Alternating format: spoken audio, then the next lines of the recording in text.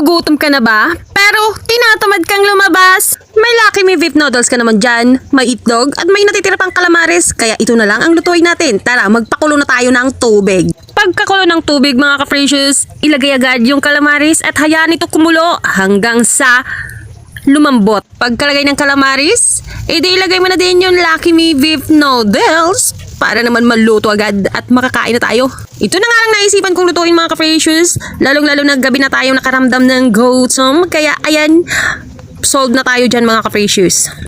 So ayan, takpan lang muna natin yan at hayaan natin yan kumulo hanggang sa maluto yung ating noodles.